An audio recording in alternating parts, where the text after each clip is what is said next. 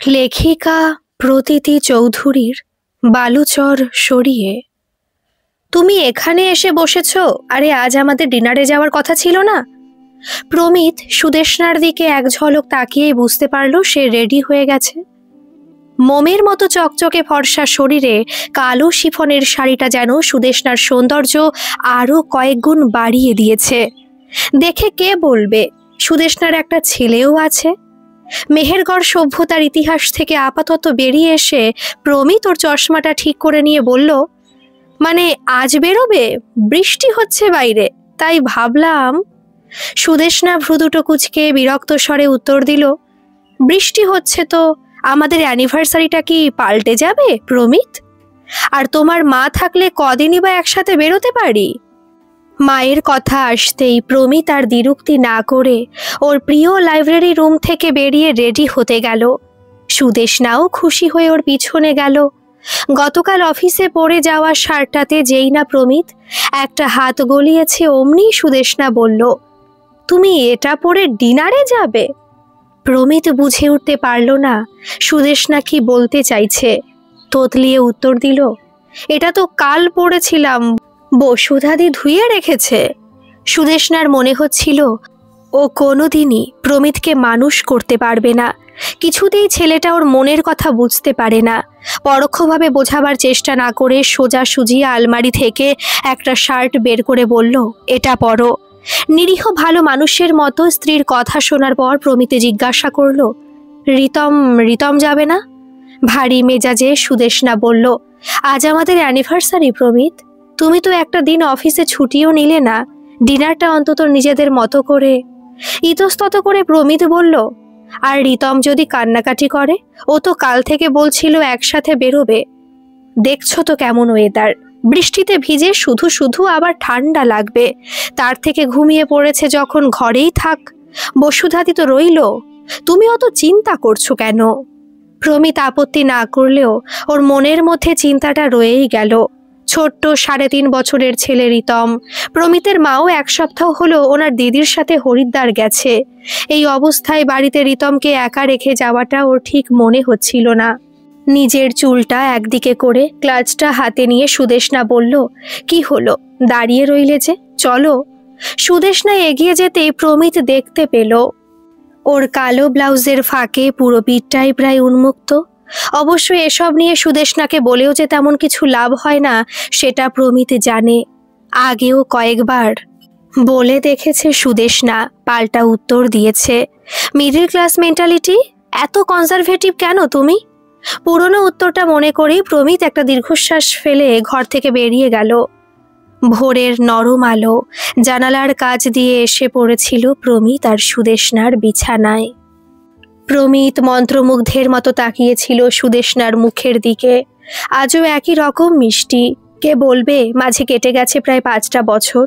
প্রথম দেখাতেই প্রমিতের মনের মধ্যে গাঁথা হয়েছিল ওই চাঁদপানা মুখ, কাজল টানা বড় বড় চোখের পাতা। তাই তো সুদেষ্ণাদের বাড়ি থেকে ফিরে প্রমিত লাজুক স্বরে ওর মাকে জানিয়েছিল বসু বাড়িতেই ও বিয়ে করবে। আজও সেদিনের কথা ভাবলে প্রমিতের খুব লজ্জা করে। সত্যি কিভাবে যে ও মায়ের সামনে দাঁড়িয়ে মনের কথাটা বলেছিল, না হলে তো পরের দিনই আবার অখিল কাকুর মেয়েকে দেখতে যাওয়ার কথা ছিল। প্রেমে পড়লে যে অতি ভীরু মানুষও বীর পুরুষ হয়ে যায় এ কথাটা প্রমিত মানে। একমাত্র সুদেষ্ণাই বিশ্বাস করতে চায় না যে প্রমিত ওকে দেখেই ভালোবেসে ফেলেছিল। তাই তো যেই মায়ের সামনে দাঁড়িয়ে আজ অবধি প্রমিত নিজের স্ত্রীর সাথে ঘুরতে যাওয়ার কথা জোর গলায় প্রমিত বলতে পারে না, সেই কিনা বিয়ের ব্যাপারে নিজের মতামত জানিয়েছিল। পুরনো কথা ভাবতে ভাবতে কোথায় যে ভেসে গেছিল প্রমিত ও নিজেও জানে না। ছোট থেকে প্রমিত খুব আবেগপ্রবণ। তাই তো ক্লাস 9-এ পড়ার সময় বাবাকে হারিয়ে বেশ কয়েক বছর কেমনই নিষ্প্রাণ হয়ে গেছিল। বাবাই যে প্রমিতের সবচেয়ে কাছের বন্ধু। বাবার কাছেই পড়তে বসতো, আবার বাবার সাথেই ঘরের সামনে লনটাতে ব্যাট বল খেলতো। পুরনো জীবন স্মৃতি স্মরণ করতে করতে নিজের উপরে একটা হ্যাচকা টান অনুভব করলো প্রমিত। তারপরে বুঝতে পারল ও সুদেষ্ণার বাহু ডোরে বন্দি। সুদেষ্ণা কানের কাছে ফিসফিস করে বলল, ক্যাবলাকান্ত শুধু দেখতেই থাকবে, কবে যে মানুষ হবে? ভ্যাবাচাকা খেয়ে প্রমিত বলল, না আমি তো এই মাত্রই, একটু আগেই ঘুমটা ভাঙলো তাই। সুদেষ্ণা প্রমিতকে আরও শক্ত করে জড়িয়ে ধরে আদুরের স্বরে বলল, হাদারাম একখানা, কে বলবে তোমার এত বড় একটা ছেলে আছে, এখনো মায়ের আদরের খোকা হয়ে রয়ে গেলে। প্রমিত হালকা রাগ দেখিয়ে বলল, আমি কিন্তু তোমার থেকে 7 বছরের বড়, তবুও তুমি শুধু আমাকে ইনসাল্ট করো। সুদেষ্ণা প্রমিতের গালে চিবুকে ঠোঁট ছুঁয়ে দিয়ে বলল, তোমাকে কেন ইনসাল্ট করব? আমি তো শুধু বলি আমাদের রিতমের থেকেও বেশি তুমি মায়ের নাওটা। প্রমিত ভারী আওয়াজে বলল, এই তো কদিন হলো মা হরিদ্বার থেকে ফিরেছে, এর মধ্যে তুমি মাকে নিয়ে আবার। প্রমিতের ঠোঁটে আঙুল রেখে সুদেষ্ণা বলল, এখন থাক না ওনার কথা। প্রমিত বিছানার অন্য পাশে তাকিয়ে দেখল রিতম গভীর ঘুমে অচেতন। তাই সুদেষ্ণার ইচ্ছেতে সায় দিয়ে প্রমিতর অভিমান সরিয়ে রেখে শারীরিকভাবে ঘনিষ্ঠ হলো। চুপি চুপি বলল, জানো আজ তোমাকে দেখে কি মনে পড়ছিল? আমাদের সে প্রথম দেখা, তোমার লাল শাড়ি, সাদা সাদা নরম হাতে চুড়ি। তুমি দেখেছিলে কখন? ঘাড়ি তো তোলনি। মোটেও না, দেখেছিলাম বলেই তো মাকে বলেছিলাম আমি শুধু তোমাকেই। ইস, কত বড় বীর পুরুষ! কেন, সন্দেহ আছে? আছেই তো, 5 বছরে হানিমুনে যাওয়ার কথা বলতে পারলে না। এবার ঠিক বলবো, দেখবে স্নিগ্ধ সকালে ওরা দুজনেই যখন ভালোবাসার নিবিড় প্রেমালাপে ব্যস্ত, তখনই দরজায় নাড়া দিলেন সুদীপ্তা দেবী। ডাক দিলেন, বৌমা, সূর্য যে মাথার উপরে উঠল, আর কত বেলা অবধি বিছানায় পড়ে থাকবে? আমি কদিন ছিলাম না বলে তুমি কি গোপালকে জল বাতাসা দেওয়ার কথাও ভুলে গেলে? এরকম অপ্রত্যাশিত ডাকে বিরক্ত হয়ে বিছানায় উঠে বসল সুদেষ্ণা। প্রমিত মায়ের ডাকে ধরফরিয়ে উঠে বাধ্য ছেলের মতো সুদেষ্ণাকে ছেড়ে দিল। সুদেষ্ণা দাঁতে দাঁত চেপেই প্রমিতকে বলল, উনি যতদিন এই বাড়িতে আছেন আমাকে একদণ্ড শান্তি দেবেন না। এত কিসের হিংসা ওনার বুঝি না। প্রমিত সুদেষ্ণার হাতটা ধরে বলল, প্লিজ মায়ের বয়স হয়েছে, তাছাড়া উনি কি করে জানবেন আমরা? হ্যাঁ, বয়স হয়েছে, কচি খুকি উনি নন, বোঝেন না এত সকালে স্বামী স্ত্রীর ঘরে দরজায় নক করাটা শোভনীয় নয়? প্রমিত আবার অনুরোধের স্বরে বলল, আমি মাকে পরে সব বুঝিয়ে বলবো, হানিমুনের কথাটাও সময় বুঝে, কিন্তু এখন যাও প্লিজ, দেখো কি বলছে। হয়তো কিছু অসুবিধা হয়েছে তাই। সুদেষ্ণা প্রমিতের দিকে জ্বলন্ত দৃষ্টিতে কয়েক মুহূর্ত তাকিয়ে থাকার মাঝেই আরও একবার দরজায় আওয়াজ হলো। রাগের চোটে জোরে জোরে পা ফেলে ঘরে দরজা খুলল সুদেষ্ণা। সুদীপ্তা দেবী ওর দিকে না তাকিয়ে গজগজ করতে লাগলো, কটা বাজে দেখেছো? এবার স্নান করবে না চা বসাবে বলো দেখি? শাশুড়ির কথার কোনো উত্তর না দিয়ে ওয়াশরুমের দিকে চলে গেল সুদেষ্ণা। সুদীপ্তা দেবী তখনও মনের রাগ মেটাতে বলতে লাগলেন, এতদিন হলো বিয়ে হয়েছে, আর কতবার বলতে হবে? আচ্ছা বেহায়াপনা। সুদীপ্তা দেবীর কথাগুলো কানে এলেও সম্ভবত প্রমিতের কথা ভেবেই ঘুরে জবাব দিল না সুদেষ্ণা। মা, একটা কথা ছিল তোমার সাথে। মিনমিনে স্বরে প্রমিত বলল। টিভিতে তখন স্টার জলসার সন্ধ্যার সিরিয়াল চলছে। সেখান থেকে মনোনিবেশ বিঘ্নিত হতে বিরক্তির স্বরে বললেন সুদীপ্তা দেবী, কি এত জরুরি কথা? দেখছিস তো কাজ করছি। মনে মনে ঢোক গিলে প্রমিত তাকিয়ে দেখল ওর মা নামমাত্র ক্রুশ আর কাটা হাতে ধরে বসে আছে, আসল মন সেই সিরিয়ালেই পড়ে আছে। তবুও ইতস্তত করে বলল, সুদেষ্ণা বলছিল, মানে আমারও ইচ্ছে ছিল কটা দিন যদি কোথাও একটু ঘুরে আসতাম। মানে তুমি তো মাসির সাথে হরিদ্বার ঘুরে এলে, ও বেচারি একা একা বাড়িতে।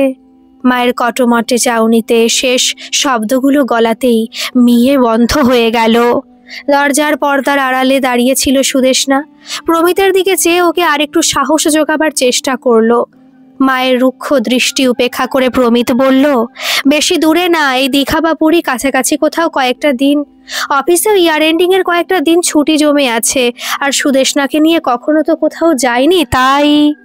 সুদীপ্তা দেবী দুঃখী স্বরে বললেন, বুড়ি মাকে একা ফেলে যদি বউকে নিয়ে সমুদ্রে এনজয় করতে যাস, আমার আর বাধা দেবার কি সাধ্য আছে? এখন তো কত ঘটনাই শুনি, বুড়িমা বাড়িতে পড়ে পড়ে রোগে অসুখে ভোগে, আর টিভি দেখতে দেখতেই সোফাতে শেষ নিঃশ্বাস ত্যাগ করে। বডি পাওয়া যাচ্ছে 1 মাস পর, ছেলে বউ ছুটি কাটিয়ে ফিরে আসার পর। মায়ের কাছে এরূপ নেগেটিভ কথা শুনে প্রমিতের মুখটা একদমই শুকিয়ে গেল। তবুও সুদেষ্ণাকে দেওয়া কথা রাখতে শেষ চেষ্টা করে বলল, মা, সুও তো বিয়ের পর থেকে কোথাও বেড়াতে যায়নি, তা আমি কি তোর বউকে যেতে বারণ করেছিলাম? কতবার তো বলেছিলাম আমার আর তোর ছোট মাসির সাথে হরিদ্বার ঘুরে আসতে, পুণ্য হতো, রিতমেরও দেবদেবীর দর্শন হতো। প্রমিত আর কি করে বোঝাবে, এখন তীর্থযাত্রার বয়স ওদের নয়। চুপ করে দাঁড়িয়ে রইল মায়ের পাশে। ততক্ষণে স্টার জলসার অ্যাডভার্টাইজ শেষ হয়ে সিরিয়াল পুনরায় শুরু হয়েছে। সুদীপ্তা দেবী বেশ গম্ভীরভাবেই বললেন, তুই যা, এখন আমাকে সিরিয়ালটা দেখতে দে, আর মনে রাখিস 10 মাস আমি তোকে গর্ভে ধারণ করে পৃথিবীর আলো দেখিয়েছিলাম। তুই আমার খোকা, বউ তো বিয়ে করলেই যে কেউ হয়। শুকনো কথায় যে চিড়ে ভেজার কোনো আশা নেই সেটা ভেবেই দীঘাপুরীর ভাবনা ত্যাগ করে প্রমিতর মায়ের কাছ থেকে ফিরে এলো। সবটাই শুনেছিল সুদেষ্ণা। সুদীপ্তা দেবীকে কিছু বলতে না পেরে প্রমিতের উপরে রাগ ঝেড়েও বলল, তুমি একদম ওর্থলেস, একটা অমেরুদণ্ডী। বিয়ে যে কেন করেছিলে সেটাই ভাবি। ওই মায়ের আঁচলের তলাতেই তো সারা জীবন কাটাতে পারতে, উনিও থাকতেন সাধের খোকাকে নিয়ে। অন্যায়ের প্রতিবাদ না করতে পারার এই এক জ্বালা। প্রমিত কাউকে জোর করে কিছু বলতে পারে না। অগত্যা মা আর স্ত্রী দুজনের কাছেই অপ্রিয় হয়ে চাপে চাপে বেচারা স্যান্ডউইচ হয়ে গেল। হানিমুন নাই হোক, বেশ কয়েকদিন আগে থেকেই সুদেষ্ণা ঠিক করেছিল প্রমিতের সাথে আজ একটু কেনাকাটা করতে বেরোবে। রিতমের জন্য দেখে শুনে কিছু প্লে কার্ড, ব্লগ বুক কিনবে। রিতমের বয়স প্রায় 3.5 বছর হলো। শাশুড়ি মায়ের একমাত্র বংশধরের প্রতি অতিরিক্ত আদরে প্লে স্কুলে ভর্তি করতে না পারলেও ঘরে বসে যদি প্রাথমিক কিছু শিক্ষার পাঠ শুরু করতে পারে, সেই আশাতেই বাচ্চাদের কিছু হাতে নাতে শিক্ষার উপকরণ কেনার পরিকল্পনা। তাছাড়া ঘরের কিছু টুকটাক দরকারি জিনিসও কেনার ছিল। সুদেষ্ণা এমনিতেও সাজগোজের জিনিস কিনতে বেশ ভালোবাসে। এদিকে প্রমিতকে কিছু আনতে বললেও সে ভুলভাল আনে। অতএব ওর সাথে বেরোনোটা ওর একান্তই প্রয়োজন। কিন্তু প্রয়োজন হলে কি হবে? বেরোবার ঠিক আগের মুহূর্তেই সুদীপ্তা দেবী বলে বসলেন, মালঞ্চতে ওনার কোন দূর আত্মীয়ের বাড়িতে ঠাকুরের নাম সংকীর্তন হচ্ছে, সেখানে যেন প্রমিত ওকে নিয়ে যায়। প্রমিতের একটা দিনই সপ্তাহে অফ ডে। সেই দিনটাও যে সুদেষ্ণার শাশুড়ি মা কেন এভাবে ছেলেকে সুদেষ্ণার থেকে আলাদা করে এনগেজ রাখতে চান, আজ অবধিও বুঝে উঠতে পারেনি। প্রমিত একান্ত অনুগত পুত্রের মতো মাকে নিয়ে বেরিয়ে যেতেই সুদেষ্ণার রাগে ফুঁসতে ফুঁসতে বারান্দায় এসে বসল। শান্ত হাওয়ায় ভেসে আসা মালতী লতার সুবাসটাও আজ বড় বিশ্রী লাগছিল সুদেষ্ণার। মনে হচ্ছিল সত্যি ও খুব ভুল করেছে প্রমিতের মতো মায়ের আদুরে খোকাকে বিয়ে করে। অ্যারেঞ্জ ম্যারেজ ছিল বলেই প্রমিত আর ওর মাকে বেশি দূর জানার সুযোগ হয়নি। নিজের কৃতকর্মের জন্য যখন বসে বসে আফসোস করছে, তখনই মোবাইলে টুং করে ঢুকলো অনিরুদ্ধ নিয়ম মাফিক গুড ইভিনিং মেসেজটা। রিতম তখন বারান্দার সাথে অ্যাটাচ ঘরে বসে নিজের কিছু খেলনা নিয়ে আপন মনে ব্যস্ত। সেইবার অ্যানিভার্সারি উপলক্ষে প্রমিতের সাথে ডিনারে গিয়েই অনিরুদ্ধর সাথে আলাপ হয়েছিল। অনিরুদ্ধ ছেলেটা প্রমিতেরই কলিগ, তবে প্রমিত ওর চেয়ে সামান্য বড় হওয়াতে সম্মান দিয়ে দাদা বলেই ডাকে। মুনস্টার রেস্টুরেন্টে প্রথম আলাপে সুদেষ্ণা বুঝতে পেরেছিল অনিরুদ্ধ প্রমিতের অন্য সব বন্ধু কলিগদের থেকে বেশ আলাদা। পরিচয়ের সময় গতানুগতিক বৌদি সম্বোধন না করে যখন অনিরুদ্ধ বলেছিল, দাদা আমার চেয়ে বড় হলেও তুমি ছোটই হবে, তাই আর বৌদি বলছি না, বড্ড ব্যাকডেটেড লাগে শব্দটা। সুদেষ্ণা বললে প্রবলেম নেই তো? হা করে সুদেষ্ণা কিছুক্ষণ অনিরুদ্ধর মুখের দিকে তাকিয়ে ভেবেছিল প্রমিতের বন্ধু মহলেও এরকম ওপেন মাইন্ডেড ছেলে আছে। অনিরুদ্ধর চোখের অভিব্যক্তি, সেন্স অফ হিউমার প্রথম দেখাতেই ওকে আলাদা করে দিয়েছিল আরও 10 জনের থেকে। প্রমিতের সামনে অনিরুদ্ধ সুদেষ্ণার সৌন্দর্যের প্রশংসা করে বলেছিল, oh my God, 5th anniversary, I can't believe that. আমি তো ভাবলাম ফার্স্ট। কি মেনটেন করেছো। তারপর যখন রিতমের কথা উঠেছিল তখন তো যেন অনিরুদ্ধ অবাকই হয়ে গেছিল।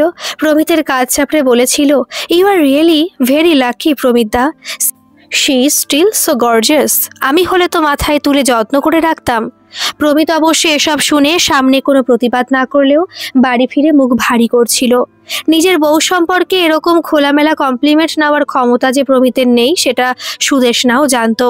জোর করে সুদেষ্ণাকে কিছু বলার সাহস না পেলেও মিনমিনে স্বরে প্রমিত একবার বলেছিল, এরকম পিঠ খোলা ব্লাউজ না পরলেও পারতে। চেনা জানা সবার মাঝে আমারই কেমন অস্বস্তি হচ্ছিল। তুমি তো জানো সু, আমি অতটা ওপেন নই। ওরা তোমাকে দেখলে সুদেষ্ণার কানে তখনও অনিরুদ্ধর মধু ঢালা কমপ্লিমেন্টগুলো অনুরণিত হচ্ছিল। এরকম ভাবে তো কখনো প্রমিত ওকে তারিফ করেনি। তাই প্রমিতের কথাতে বিরক্ত হয়ে সুদেষ্ণা বলেছিল, তোমার তো মিনিমাম কনসেপ্টটুকুও নেই। It's not backless, it's sleeveless. আর তোমার মায়ের শাসনে তো সারা দিনে আমার নাভিশ্বাস ওঠে।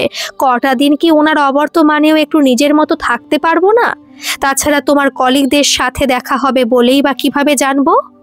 সুদেষ্ণার যুক্তির কাছে প্রমিতের গলার আওয়াজটা আরো ফিকে হয়ে গেছিল। বিশেষ করে প্রমিত জানে ওর মা সারাদিন সুদেষ্ণাকে কত গঞ্জনা শোনায়। সেসব মনে করেই অনিরুদ্ধর নিয়ে আর কোনো কথা তোলেনি। তবে কয়েকদিন পরেই সুদেষ্ণার প্রোফাইলে এসেছিল অনিরুদ্ধর বন্ধুত্বের আমন্ত্রণটা। সুদেষ্ণার কাছে অবশ্য সে আমন্ত্রণ গ্রহণ না করার তেমন কোনো কারণ ছিল না। আর তখন থেকে নিয়ম করে 3 বেলা গুড মর্নিং গুড ইভিনিং জানাতে ভুলে না অনিরুদ্ধ। এমনকি রাত্রি 11টার পরেও কখনো কখনো গুড নাইট মেসেজ আসে। অনিরুদ্ধর জন্যই এখন রাতের দিকে বেশিরভাগ সময় নিজের মোবাইলটা সাইলেন্ট রাখে সুদেষ্ণা। প্রতিদিন কাজের মধ্যে ঠিকমতো রিপ্লাই দেওয়ারও সময় সুদেষ্ণা না পেলেও টুকটাক কথা বলে। অনিরুদ্ধ অবশ্য 3 বেলা মনে করে শুভেচ্ছা বার্তা পাঠাতেই থাকে। মাঝে মাঝে সুদেষ্ণারও মনে হয় সংসারের এত রকম টানাপোড়েনের মাঝে কেউ তো আছে যে ওকে মনে রাখে। তবে আজ রেডি হয়েও শপিংয়ে বেরোতে পাইনি বলেই সুদেষ্ণার মাথাটা বেশ গরম ছিল। অনিরুদ্ধর গুড ইভিনিংয়ের প্রত্যুত্তরে বারান্দাতে বসে সুদেষ্ণা লিখে ফেলল, প্রতিদিন যে সন্ধেটা শুভ হবে এমন কোনো মানে আছে? সবার জীবনটা আপনার মতো গোলাপের পাপড়ি বিছানো নয়। অমনির সাথে সাথে রিপ্লাই এলো, তাই নাকি? তাকে বলল, তোমাকে গোলাপ আমার প্রিয় ফুল। গোলাপের মধ্যে তো শুধু কৃত্রিমতা ভরা আছে। আমার পছন্দ natural beauty like you. Anyway, তোমার সন্ধেটা অশুভ হলেও আমার সন্ধেটা মনে হয় আজকের থেকেও বেশি শুভ আর হতে পারতো না। বাবা, এত কিছু! তা আজকের সন্ধেটা এত শুভ কেন? এই যে তুমি প্রথমবার আমার জন্য এতটা টাইপ করলে, অপেক্ষা না করিয়ে পরপর রিপ্লাই দিচ্ছ। সুদেষ্ণা রাগের কয়েকটা ইমোজি পাঠিয়ে লিখল, ফ্লার্টিং করছেন? সেই শুভক্ষণ আসতে গেলে তো 5 বছর আগে আলাপ হতে হতো। Bad luck. প্রমিতার ভাগ্য ভালো ছিল। সুদেষ্ণা মেসেজ পড়ে নিজেই মনেই হেসে ফেলল। অনিরুদ্ধকে দেখে বোঝা যায় জীবনের প্রতিটা মুহূর্তেকেও এনজয় করতে ভালোবাসে, নিজেও হাসতে ভালোবাসে আর অপরকেও হাসাতে চায়। আর এই গুণটার জন্যই সুদেষ্ণাও যেন পতঙ্গের মতো কোনো এক আকর্ষণে আগুনের মতো অনিরুদ্ধর দিকে ছুটে যায়। সুদেষ্ণার কোনো রিপ্লাই না পেয়ে অনিরুদ্ধ আবার মেসেজ করলো, ভিতরে হাসছো আর উপরে আমাকে কোনো রাগের ইমোজিটা পাঠাবে সেটা খুঁজছো, তাই না? সুদেষ্ণা অবাক হয়ে গেল। মনে মনে ভাবল, অনিরুদ্ধ কি মোবাইল স্ক্রিন থেকে বেরিয়ে এসে আমাকে দেখতে পাচ্ছে নাকি? এত মিলে যায় কি করে? জ্যোতিষ জানে নাকি ম্যাজিশিয়ান? অবশ্য ধরা দিল না।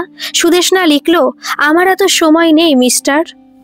তোমার মতো ব্যাচেলার লাইফ তো নয় যে রেলা মেরে কাটবে। মিস্টার খারাপ নয়, তবুও আমার আপন মানুষ হয় যারা, তারা আমাকে শুধু অনি বলেই ডাকে। আপনি তো দেখছি সেরা প্লেয়ার। তাই এর আগে কতজনের সাথে খেলেছেন একটু বলবেন প্লিজ? হেয়ালি করে সুদেষ্ণাও লিখল। অনিরুদ্ধ স্মাইলির সাথে স্মার্ট উত্তর দিল, সিক্সার তো মারতেই পারলাম না, তার আগে সেরা বলে দিলেন। সুদেষ্ণা লিখল, শুনুন মিস্টার ব্যাচেলার, প্রমিত যদি জানতে পারে যে আপনি তার স্ত্রীর সাথে, বুঝতে পারছেন তো অফিসে আপনার কি অবস্থা হবে? আপনার এসব উড়ু উড়ু মন ভোলানো গল্প তখন। অনিরুদ্ধ দুঃখী ইমোজি পাঠিয়ে লিখল, দিল তোড় দিয়া। আচ্ছা বলুন তো, ব্যাচেলারের সার্টিফিকেট কি গায়ে সাটা থাকে? আমি তো তোমার মনটাকেও সংসারে বাধা দেখিনি, উড়তেই দেখেছি। সুদেষ্ণা আর কোনো উত্তর দিল না। নিজের এলোমেলো চুলটা জড়িয়ে ক্লাচার দিয়ে আটকে বারান্দা থেকে উঠে যাচ্ছিল। তখনই মেসেজ এলো, উঠতে দাও সুদেষ্ণা, আর কত জোর করে বেঁধে রাখবে? তোমার কি ইচ্ছে করে না এই শান্ত হাওয়াতে অনেক দূরের কোনো অনির্দিষ্ট গন্তব্যে পাড়ি দিতে? দুদিকে গাছ আর মাঝখানে রাস্তা জুড়ে যেখানে চাঁদের আলো এসে পড়বে। বারান্দায় সাজানো গোলাপের চেয়ে কিন্তু ঢের ভালো ঘাসফুল। মালতীলতার কৃত্রিম সুবাসের চেয়ে বুনো ফুলের এলোমেলো গন্ধটাই আমার প্রিয়। তাতে যে স্বাধীনতা আছে। লাইনগুলো পড়ে বুকের ভিতরটা কেমনই যেন কেঁপে উঠল। সুদেষ্ণার শুধু মনে হলো, এত কিছু কি করে বুঝতে পারে অনিরুদ্ধ? ওর মনের প্রতিটা কথাই যেন ডিজিটাল স্ক্রিনে শব্দে প্রতিফলিত হচ্ছে। নিজের বুকের উথাল পাথাল কোনো রকমে চাপা দিলেও কোনোভাবেই আর সুদেষ্ণার মোবাইলে নেটটা অন রাখার সাহস হলো না। তুমি আজ এখানে পথ ভুলে নাকি? প্রমিতের প্রশ্নে মুখ ভারী করে সুদেষ্ণা উত্তর দিল, বাহ, এমন বলছো কখনো যেন তোমার এই সাধে লাইব্রেরিতে আসিনি। প্রমিত হালকা হেসে মনে মনে ভাবল, সাধেরই তো। ওর বাবা অমৃত সিনহা মারা যাবার পরে উত্তরাধিকার সূত্রেই যে তার ড্রয়িং রুমের একছত্র মালিক হয়ে উঠেছে প্রমিত। সুদেষ্ণাকে বলল, তা বেশ বলেছ, বই যে আমাদের জীবনের কত বড় বন্ধু তা তো বাবার কাছেই শিখেছি। চলে যাওয়ার আগে এসব মণিমাণিক্যের ভাণ্ডার সামলাবার দায়িত্ব তো বাবা আমাকে দিয়ে গেছিলেন। কি করি বলো? দায়িত্ব তো অস্বীকার করা যায় না। একই রকম অভিমানী স্বরে সুদেষ্ণা বলল, হ্যাঁ, সে তো তোমার দায়িত্ব সবার প্রতি আছে। আমি এক অভাগী, ভাবছি এবার পরকীয়া করব। তোমার সেরকম কোনো বন্ধু আছে তো বলো, না হলে নিজেকেই খুঁজতে হবে। হয়তো বালুচরে হারিয়ে যাব, তবুও এই সোনার খাঁচা থেকে বেরিয়ে এক মুহূর্তের জন্য স্বাধীনতার স্বাদ তো পাবো। প্রমিত হাসতে হাসতে বলল, এসব আবার কি কথা সু? আমাকে বুঝি আর ভালো লাগছে না? পুরনো হয়ে গেছি নাকি বুড়ো হয়ে গেলাম? আমার ভালো লাগছে না নাকি তোমারই সময় নেই সতীনকে ছেড়ে আমার কথা ভাবার? প্রমিত একটু অবাক হয়ে বলল, সতীন মানে? সুদেষ্ণার সাথে সাথে প্রমিতের সামনে খোলা বইটা টেবিল থেকে তুলে নিয়ে উত্তর দিল, এই যে আমার সতীন মানে তোমার বই। প্রমিত আবার হেসে বলল, কি যে বলো, বই আর বউ দুটোই আমার খুব প্রিয় সু, তুমি তো জানো। অমনি সুদেষ্ণা বইটা সশব্দে টেবিলে নামিয়ে ওর জমানো রাগের ঘড়া উপুড় করে দিয়ে বলল, কি ভুল বলেছি। গত এক সপ্তাহে ধরে একবারও তোমার মনে হলো না আমাকে সরি বলা দরকার? না না, মনে হবে কেন? আমার মনের খোঁজ নেওয়ার কি প্রয়োজন? আছে তো তোমার জীবনের পরম সাথী এই বন্ধুরা। মা আর বইয়ের থেকে ফুরসত পেলে তো। সুদেষ্ণাকে থামিয়ে দিয়ে প্রমিত বলল, কি হয়েছে বলবে তো? কি হয়েছে আমাকে বলতে হবে কেন? গত সপ্তাহে তোমার সাথে আমার শপিংয়ে যাওয়ার কথা ছিল না? রিতমের জন্যই তো আমি যেতে চেয়েছিলাম, মা তো তাকে প্লে স্কুলেও অ্যাডমিশন করাতে দিল না। ছেলে তো শুধু নামেই আমার, বাকি সে সিনহা বংশের প্রদীপ। আর তুমি দিব্যি মাকে নিয়ে চলে গেলে কোথায় কোন হরিনাম সংকীর্তনের পালা চলছিল সেখানে। মায়ের বয়স হয়েছে, তাই উনি এসব ঠাকুরের নাম গান করে কাটাচ্ছেন। তোমারও কি মায়ের সাথে সাথে সংসারের প্রতি সব দায়িত্ব শেষ হয়ে গেছে? বিস্তারিতভাবে এতক্ষণে সুদেষ্ণা ও রাগের যুক্তিসঙ্গত কারণ জানালো। প্রমিত দীর্ঘশ্বাস ফেলে বলল, সেই বলো, প্রয়োজন আর অভিযোগ ছাড়া তুমি তো এই রুমে আসবে না, তাই বলি পথ ভুলে কেন? সুদেষ্ণা মেজাজ দেখিয়ে বলল, ঠিক আছে, এবার অভিযোগ আর প্রয়োজনটাও পরপুরুষকেই বলবো, তখন যেন কিছু বলতে এসো না। প্রমিত শান্তভাবে বলল, আরে এত রাগের কি আছে, বললেই তো হতো। আজ আমার অফ ডে আছে, সেদিনের ডিউটি আজ পূরণ করতে হবে, বিকেলে নিয়ে যাব, হয়েছে? বটে, এটাও আমাকেই বলতে হলো, নিজে বলতে পারতে না? ফুঁসতে ফুঁসতে বলল সুদেষ্ণা। সুদেষ্ণার রাগকে শান্ত করতে প্রমিত উঠে দাঁড়িয়ে ওর হাতটা ধরে কাছে টেনে নিয়ে বলল, সব সময় রাগলে নাকের পাটাটা এবার পার্মানেন্টলি লাল হয়ে যাবে, তখন পরপুরুষ তো দূর, আপর পুরুষও দেখবে না। হ্যাঁ, এখন তো আমাকে পুরনো লাগবে, আমার নাক লাল লাগবে, কান নীল লাগবে, বিয়ে তো হয়ে গেছে। প্রমিত হাসতে হাসতে ওর সামনে খোলা বইটার দিকে নির্দেশ করে বলল, এই দেখো লেখক কি বলেছেন। বিয়ের আগের প্রেম ঝর্ণার মতো চঞ্চল, সদা গতিশীল, বারবার ভাঙে গড়ে নদীর কূলের মতো, যখন তখন ছাপিয়ে যায় প্রেমের ঢেউ। সুদেষ্ণা এবার কৌতূহল প্রকাশ করে বলল, তাই? আর বিয়ের পরে? বিয়ের পরে প্রেম দিঘির জলের মতো শান্ত, গভীর, বুঝদার, নিরলস ছান্দিক গতিতে সে বয়ে চলে একই রকম অবিরাম। প্রমিত আর একটু কাছাকাছি এসে স্ত্রীকে জড়িয়ে ধরল। সুদেষ্ণা ফিসফিস করে বলল, আর বিয়ের পরের অবৈধ প্রেম, পরকীয়া, সেই নিয়ে লেখক কিছু বলেননি? প্রমিত দীর্ঘ একটা শ্বাস নিয়ে বলল, বলেছেন তো, পরকীয়া জোয়ারের মতো টেনে নিয়ে চলে, দুর্বার তার গতি, বিষাক্ত নেশার বালুচরে একটু একটু করে তলিয়ে যায় নিজেরই অজান্তে।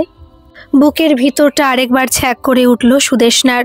প্রমিত ওকে শক্ত করে ধরে বলল, তোমাকে সেই নিয়ে ভাবতে হবে না, তুমি শুধু আমার হয়ে থেকো, দাম্পত্য প্রেমই আমাদের জন্য যথেষ্ট।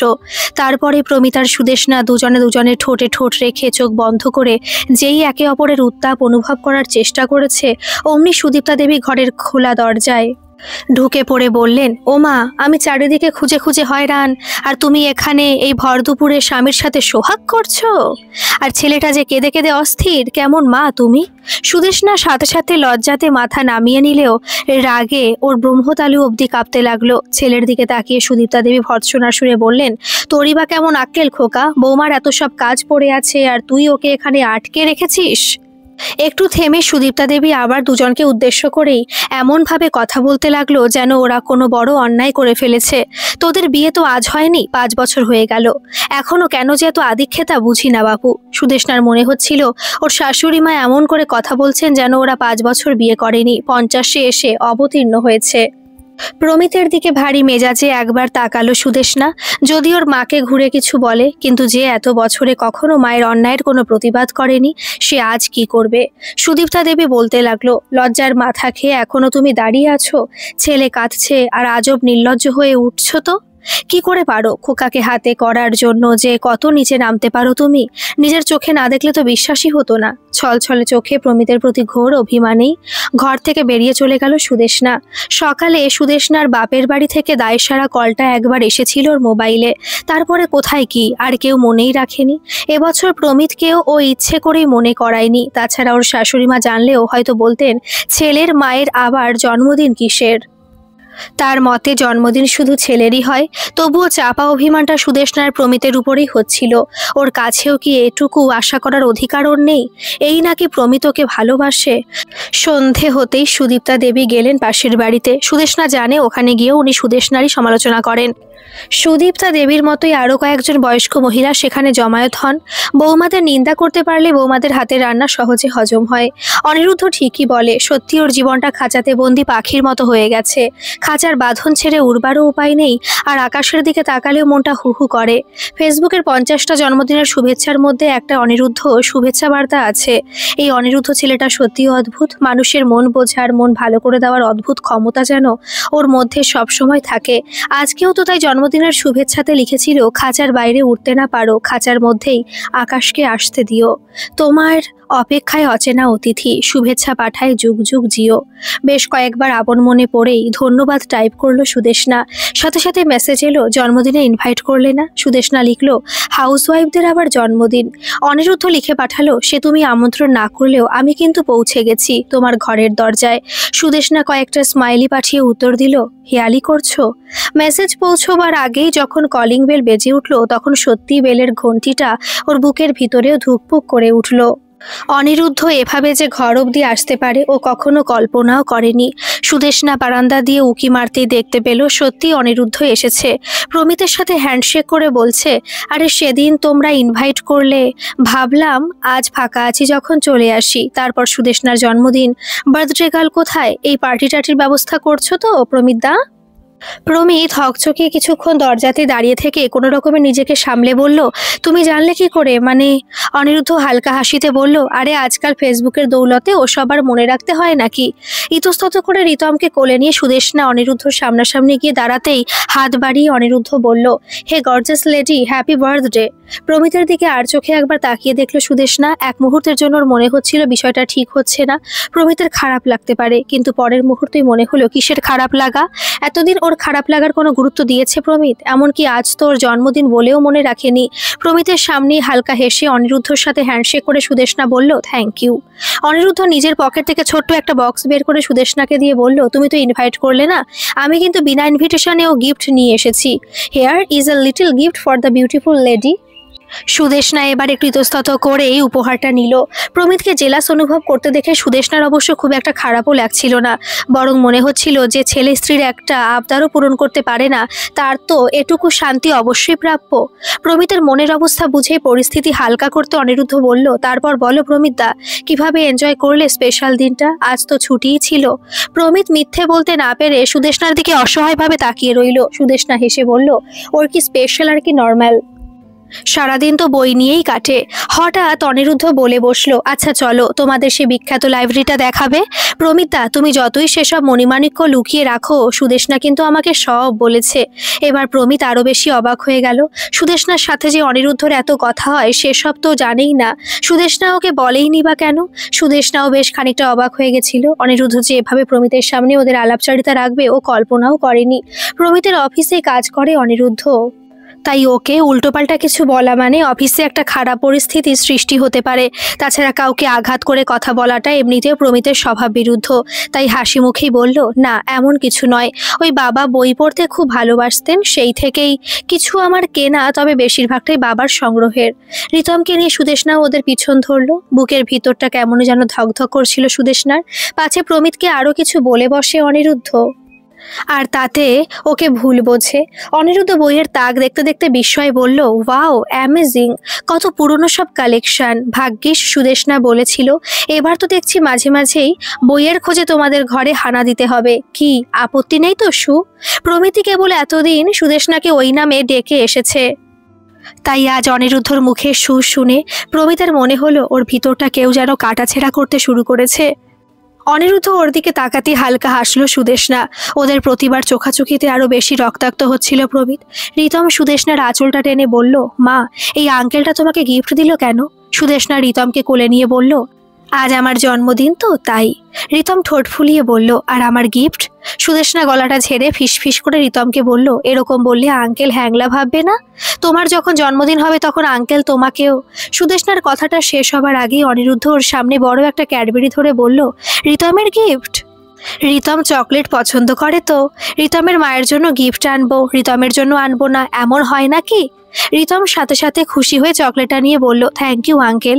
অনিরুদ্ধ রিতমের গালে হালকা টোকা দিয়ে বলল, মা বুঝিয়ে আঙ্কেলের নাম বলেনি, এ তো ভারী অন্যায়। সুদেষ্ণার দিকে অনিরুদ্ধ গম্ভীর হয়ে তাকাতেই সুদেষ্ণা বলল, খুব বলেছি। রিতম তোকে বলেছিলাম না অনি আঙ্কেলের কথা, অনি আঙ্কেলের ছোটবেলার সব গল্প?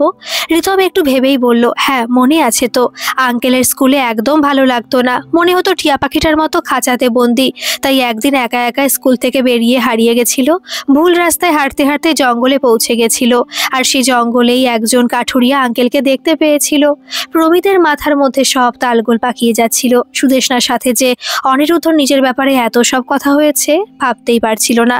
প্রমিতের মন ওকে বারবার প্রশ্ন করছিল, ওদের স্বামী স্ত্রী দূরত্ব অনিরুদ্ধর সাথে সুদেষ্ণার কতটা ঘনিষ্ঠতা তৈরি করেছে। কিন্তু নিজের স্ত্রীর জন্মদিন মনে রাখতে না পারাটাও যে গুরুতর অন্যায় সেটা ভেবেই হয়তো আরো বেশি চুপ করেছিল। টুকটাক খাওয়া দাওয়ার পরে যখন অনিরুদ্ধ চলে যাচ্ছে তখনই বাড়ি ফিরলেন সুদীপ্তা দেবী। দরজার কাছে ওনার সাথে দেখা হলো অনিরুদ্ধর। অনিরুদ্ধ হালকা হেসে সুদীপ্তা দেবীকে প্রণাম করতেই উনি জিজ্ঞাসা করলেন, তুমি? মানে তোমাকে তো ঠিক চিনতে পারলাম না। অনিরুদ্ধ সুযোগ বুঝেই বলে ফেললো, আমি সুদেষ্ণার বন্ধু অনি, আজ ওর বার্থডে তো তাই বিনা নিমন্ত্রণে চলে এসেছিলাম। সুদীপ্তা দেবী বড় বড় চোখে সুদেষ্ণার দিকে তাকিয়ে রাগের চোটে জোরে জোরে শ্বাস নিতে লাগলেন। বাড়ির বৌমার ছেলে বন্ধু জন্মদিনে আসবে, এই সাংঘাতিক সত্যিটাই যেন উনি হজম করতে পারছিলেন না। এত কিছুর পরেও ভয়ে ভয়ে ঢোক গিলে প্রমিতি ওর মাকে শান্ত করতে বলল, আরে অনিরুদ্ধ তো সারাদিন মজা করে মা, ও আমাদের অফিসের স্টাফ। সেদিন দেখা হয়েছিল যখন বাড়িতে আসতে বলেছিলাম ওই বাবার বইয়ের কালেকশন দেখতেই আজ। সুদীপ্তা দেবী আর কোনো উত্তর না দিয়ে কয়েক সেকেন্ড অপলকে অনিরুদ্ধকে নিরীক্ষণ করে জোরে জোরে পা ফেলে ঘরের মধ্যে চলে গেলেন। কয়েকদিন ধরেই প্রমিতদের ঘরে একটা ঠান্ডা আবহাওয়া বিরাজ করছে। প্রমিত জিজ্ঞাসা করতে পারেনি অনিরুদ্ধর সাথে সুদেষ্ণার কেমন পরিচয়, কতদিন ধরে কথা হচ্ছে। আর সুদেষ্ণাও অন্যবারের মতো প্রমিতের কাছে অভিযোগ করতে যায়নি ওর জন্মদিন ভুলে গেল কি করে। তবে আজকাল অফিস থেকে ফিরে প্রমিত উপন্যাসের বই খুলে রাখলেও তার পাতা উল্টোতে চায় না। ইতিহাসের বই খুললেও একই দশকেই পড়ে থাকে 10 দিন ধরে। প্রমিতের কিছুদিন ধরেই মনে হচ্ছে ওদের দাম্পত্যের সম্পর্কটা উপর থেকে এখনো সাজানো থাকলেও ভিতরে যেন ফাটল ধরেছে, অনেক গভীর সেই ফাটল। সুদেষ্ণার চুরির আওয়াজ পেলে প্রমিত ভাবে ওকে নিশ্চয়ই সেদিনের ব্যাপারে কোনো কৈফিয়ত দেবে বলে এসেছে। মনে মনে পরিকল্পনা করে কতটা মেজাজ দেখিয়ে প্রত্যুত্তর দেবে। প্রমিতের দুই কান যখন এভাবে সুদেষ্ণার আওয়াজ শোনার জন্য উদ্গ্রীব হয়ে থাকে তখনই হয়তো রিতমকে কোলে নিয়ে সুদেষ্ণা বলতে শুরু করে, আমার রিতম সোনা কি করবে এবার? লেটার সাজাবে না কালার?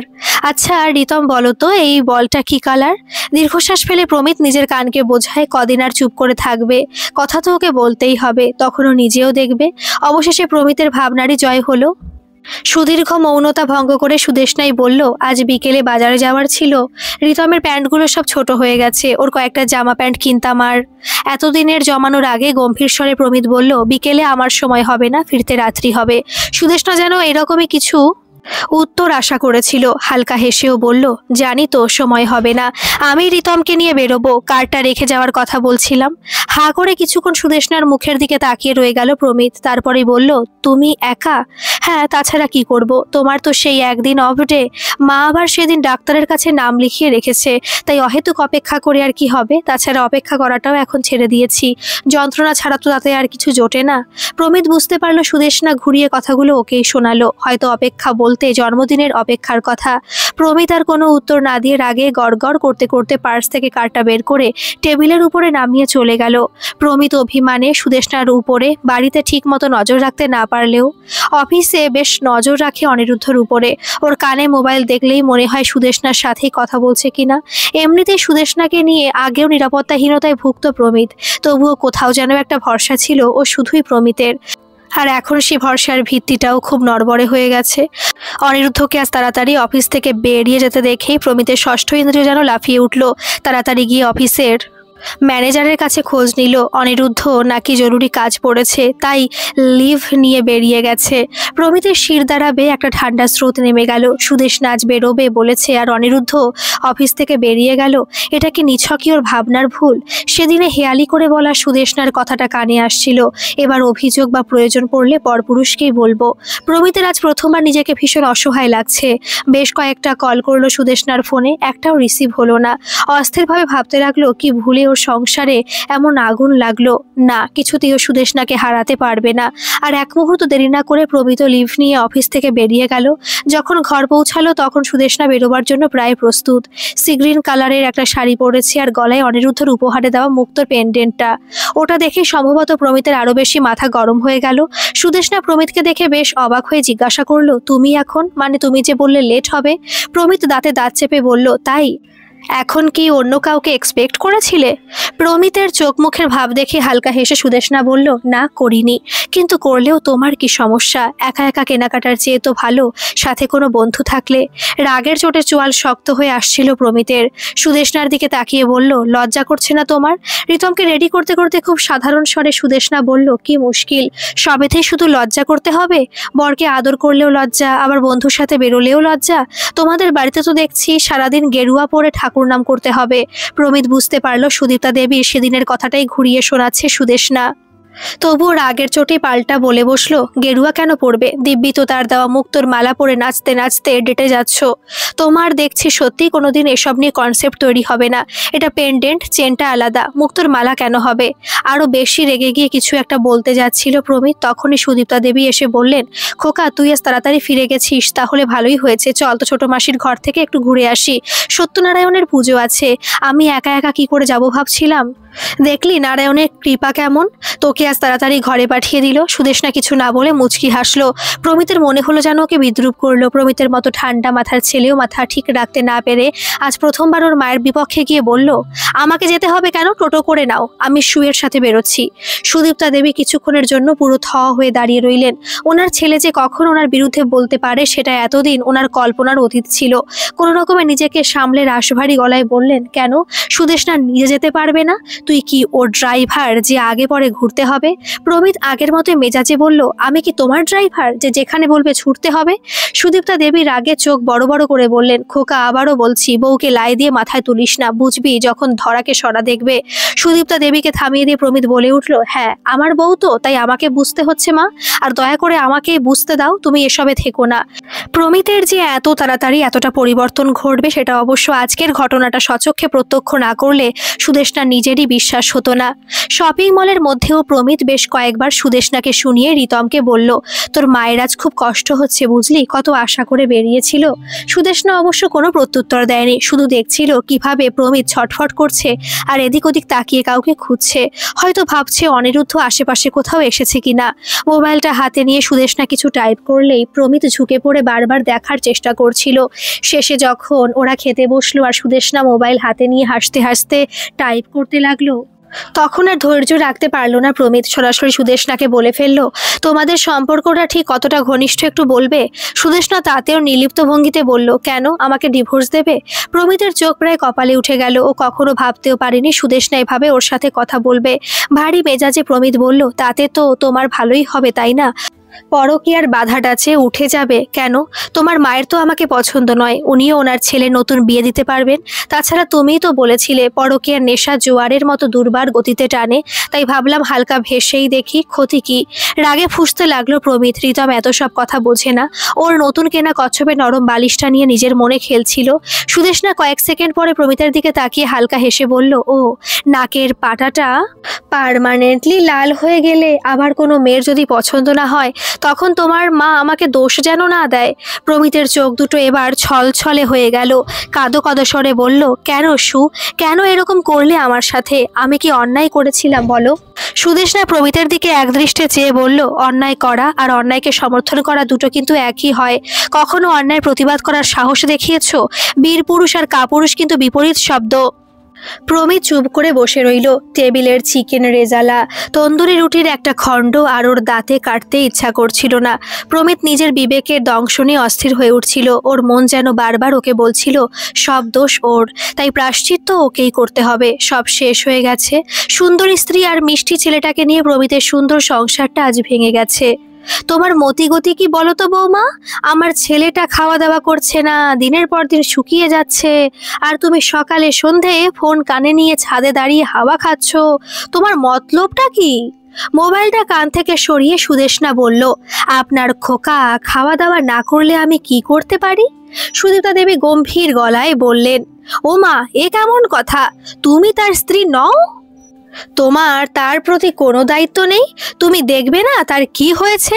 সুদেষ্ণা হালকা হেসে খুব সাধারণভাবে বলল, এ তো মহা মুশকিল মা। আপনি সেদিন বললেন আগে সে আপনার খোকা, এখন দায়িত্বের বেলায় আমাকে সমান ভাগীদার কেন করছেন? সুদীপ্তা দেবীর নিজের দু চোখকে বিশ্বাস হচ্ছিল না। সুদেষ্ণা যেভাবে কখনো মুখে মুখে তর্ক করতে পারে উনি কল্পনাও করেননি। সুদীপ্তা দেবী গম্ভীর গলায় বললেন, তোমার মতলবটা কি খোলসা করে বলো তো বৌমা? আমার মতলবের তো কিছু নেই মা।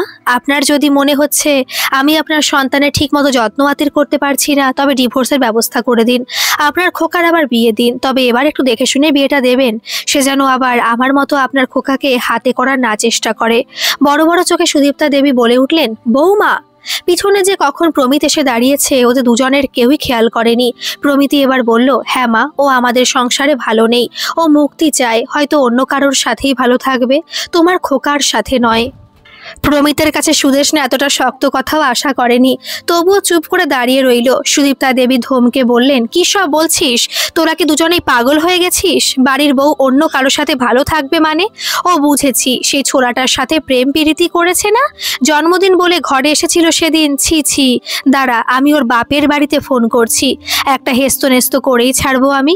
প্রমিত উদাস স্বরে বলল, কেন মা, জোর করে ওকে আটকে কি লাভ? যেতে দাও না, ও যদি ডিভোর্সে খুশি হয়। আর তোকে তোকে এভাবে দিনের পর দিন শুকিয়ে মরতে দেখবো আমি? মা হয়ে কি করে আমি পারবো বল? 10 মাস গর্ভে ধরেছিলাম তোকে। ভয়ে ভয়ে ঢোক গিলছিল সুদেষ্ণা। ব্যাপারটা সত্যি যে এতটা বাড়াবাড়ি পর্যায়ে চলে যাবে ও ভাবেনি। তাছাড়া সুদেষ্ণা জানে সুদীপ্তা দেবীর এই ইমোশনাল ব্ল্যাকমেলের কাছে সবসময় প্রমিত চুপ করে যায়। প্রমিত দীর্ঘশ্বাস ফেলে বলল, পাখিকে কি চিরটাকাল খাঁচাতে বেঁধে রাখা যায়? অনেক তো সহ্য করেছে মা, তোমার অন্যায় শাসন, আমার নির্বাক রূপ। সুদীপ্তা দেবী ভ্রুকুচকে বললেন, কি সব বলছিস খোকা? প্রমিত শান্ত স্বরে বলল, ঠিকই বলছি মা, দিনের পর দিন তোমার অন্যায় সব আবদার দেখেও আমি কখনো প্রতিবাদ করিনি। আমিও তো অন্যায় করেছি, তার প্রায়শ্চিত্ত করতে হবে না? ওর বাবা জ্যাঠাদের ডাকবে সে ভালো কথা, কিন্তু ওর দোষের সাথে সাথে নিজেদের দোষটাও স্বীকার করো। বলবে কিভাবে ও আমার কাছে থাকলে তুমি নির্লজ্জ তকমা দিতে, সকালবেলা উঠতে দেরি করলে বেহায়া বলতে, একদিন আমার সাথে ঘুরতে যেতে চাইলে কিভাবে তুমি বাহানা করে সেটা আটকে দিতে? বলবে তো মা? জল ভরা চোখে অন্ধকার আকাশের নিচে চুপ করে দাঁড়িয়ে দেখছিল সুদেষ্ণা। আজও প্রমিতের মধ্যে ভীষণ একটা প্রতিবাদী ভাবমূর্তি নেই। ও শান্তভাবেই যেন নিজের মধ্যে জমে থাকা এতদিনের সত্যিটা উগড়ে যাচ্ছে। সুদীপ্তা দেবী সুদেষ্ণাকে রক্তাভ চোখে নিরীক্ষণ করে প্রমিতকে বলল, আমি বুঝতে পারছি খোকা, এই নোংরা চরিত্রের মেয়েটা তোর মাথা খেয়েছে, নিজের দোষ ঢাকতে আমাদের অপরাধী সাজিয়েছে। শোন খোকা, তুই চিন্তা করিস না, আমি তোর আবার বিয়ে দেব। প্রমিত হালকা হেসে আগেরই মতো স্থির চিত্তে বলল, সেইবার কিন্তু কথা বলে নিও মা, আগেই কথা বলে নিও, ছেলের দাম্পত্য জীবন তোমার সহ্য হবে না। ছেলের সাথে বৌমাকে এক ঘরে দেখলে তোমার জ্বলন হবে। আমি তাকে নিয়ে কোথাও ঘুরতে গেলে তুমি অস্থির হয়ে উঠবে। তাই সে যেন আমার কাছাকাছি না আসে। শুধু শুধু আমি চাই না আর একটা মেয়ে সুদেষ্ণার মতো পরকীয়ার জালে জড়িয়ে বদনাম হোক। আজ তুমি ওকে চরিত্রহীনা বলছো, সুদেষ্ণা কিন্তু নিজে চরিত্র হারায়নি, আমরা ওকে বাধ্য করেছি। হ্যাঁ মা, তুমি বাধ্য করেছো, আমি যে সব জানি, মনে রেখো কিন্তু। সুদীপ্তা দেবী পাথরের মূর্তির মতো কয়েক সেকেন্ড দাঁড়িয়ে রইলেন। ছেলেকে আর কিছু বলবার মতো ভাষা খুঁজে পেলেন না। ওনার মুখোশটা যে অনেক দিন আগে ছেলের সামনে থেকে সরে গেছে সেটাই হয়তো উনি জানতেন না। আজ নিজের স্বার্থপর নগ্ন রূপটা বেরিয়ে আসতেই আর ছেলের চোখাচোখি বেশিক্ষণ দাঁড়াতে পারলেন না। সুদীপ্তা দেবী চলে যাওয়ার পরেও বেশ কিছুক্ষণ ওরা ছাদের দুই পাশে নীরব দাঁড়িয়েছিল। প্রমিতি নীরবতা ভঙ্গ করে প্রথম বলল, তুমি যদি সত্যি অনিরুদ্ধর সাথে ভালো থাকো, আমি বাধা দেব না সু। নিজের হাতে তোমাদের দুজনের হাত আমি এক করে দেব। তোমরা দুজনে যাতে ভালো থাকো সেই জন্যই আমি। বাকিটা বলার আগেই ছুটে এসে প্রমিতের ঠোঁট দুটো চেপে ধরে কেঁদে উঠল সুদেষ্ণা। ফুপিয়ে উঠে বলল, তুমি ভাবলে কি করে তোমার সু অন্য কারো সাথে ভালো থাকবে? সুদেষ্ণার হঠাৎ এরকম আচরণে অবাক হয়ে প্রমিত জিজ্ঞাসা করলো, কিন্তু অনি আর তুমি, মানে তোমরা তো দুজন দুজনকে। সুদেষ্ণা কাঁদতে কাঁদতে প্রমিতকে জড়িয়ে ধরে বলল, মিথ্যে, সব মিথ্যে। অনি শুধু আমার বন্ধু, আমার কেন, ও আমাদের দুজনেরই বন্ধু। আমাদের প্রথম দিন দেখেও বুঝতে পেরেছিল আমাদের সম্পর্কটা স্বাভাবিক নয়। তারপর আমার সাথে ফেসবুকের মাধ্যমে বন্ধু হয়। আমিও প্রথম প্রথম তোমার মতো ভাবতাম ওর খারাপ কিছু উদ্দেশ্য আছে, তবুও ওর কথার জালে কেমন যেন মোহাবিষ্ট হয়ে যেতাম, নিজেকে সরিয়ে রাখতে পারতাম না। একদিন আমাদের সব কথা ওকে কাঁদতে কাঁদতে বলেছিলাম, তখনই ও জানিয়েছিল ওর জীবনের ইতিহাস। একই গল্প ওর ঘরেও কিভাবে ঘটেছে, কিভাবে অনি সব হারিয়ে নিঃস্ব হয়ে গেছে। ওর স্ত্রী সহেলিও এইভাবেই একটু একটু করে ওরই নিজের মায়ের জন্য দূরে সরে গেছিল। তারপর একটা সময় পরকীয়ার ত্রিভুজে জড়িয়ে সুইসাইড করে। অনির মাও আজ বেঁচে নেই, স্ত্রীও নেই, শুধুও বেঁচে আছে সেই সব তিক্ত স্মৃতিগুলো নিয়ে। অনি আমাকে বলেছিল, এরকম পরিস্থিতির জন্য দায়ী যদি কেউ হয় সেটাও নিজে। কোনো মা যে তার ছেলেকে অন্য কোনো মেয়ের হাতে সম্পূর্ণ তুলে দিতে পারেন না, তার পিছনে রয়েছে জটিল মনস্তত্ত্ব। আর স্ত্রী যে তার স্বামীর থেকে দীর্ঘদিন দূরে থাকতে থাকতে অবসাদগ্রস্ত হতে পারে, অন্য কোনো সম্পর্কের আকর্ষণে বাধা পড়তে পারে, সেটাতেও রয়েছে সূক্ষ্ম মনোবিজ্ঞান। ঠিক ভুলের প্রতিবাদটা ছেলেকেই করতে হয়, স্ত্রীর প্রতি নিজের দায়িত্বটা বুঝে নিতে হয় স্বামীকেই। এতগুলো কথা শুনে হা করে তাকিয়ে রইল প্রমিত। সন্ধ্যে ঠান্ডা বাতাসে বড় একটা শ্বাস নিয়ে সুদেষ্ণা আবার বলল, আমাদের মধ্যে সবটা ঠিক করার জন্যই ও দিনের পর দিন এসব কিছু করেছে। জানো, অনি বলে সাজানো গোছানো বারান্দার গোলাপের চেয়ে ঘাসফুল অনেক মনোরম, মালতীলতার সুবাসের চেয়ে ঢের ভালো জঙ্গলের বুনো ফুলের গন্ধ। কৃত্রিমতার মোড়কে সম্পর্কের নামটুকু টিকে থাকলেও তাতে যে টান থাকে না। সুদেষ্ণার চোখের জলটা মুছিয়ে দিয়ে ওকে দুই বাহুতে জড়িয়ে ধরে প্রমিত বলল, আমি বুঝেছি, সব বুঝেছি সু। অনি যে আমাকেও ঋণী করে দিল। ওকে এবার তোমার জন্মদিনে সত্যি নিমন্ত্রণ করে নিয়ে আসব। এই বাড়িতে সুদীপ্তা দেবী থাকা সত্ত্বেও আজ যেন প্রথমবার নিশ্চিন্তে সুদেষ্ণার মাথা রাখল প্রমিতের বুকে। খোলা আকাশের অন্ধকারে হারিয়ে যাচ্ছিল ওদের এতদিনের মনোমালিন্য, মান, অভিমান। শান্ত হাওয়া বলে দিচ্ছিল দাম্পত্য প্রেম সে যে দিঘির মতো শান্ত, গভীর, বুঝদার। নিরলস ছান্দিক গতিতে সে বয়ে চলে একই রকম, অবিরাম। সুদেষ্ণার মনে হলো অভিমানের বালুচর সরিয়ে আজ ওদের ভালোবাসার আরও একবার পুনর্জন্ম হলো, আর তাতে সাক্ষী রইল চাঁদের নরম আলো। গল্পটি কেমন লাগলো অবশ্যই কমেন্ট করে জানাবেন, আর ভালো লাগলে একটা সাবস্ক্রাইব করে আমার পাশে থাকবেন। ধন্যবাদ।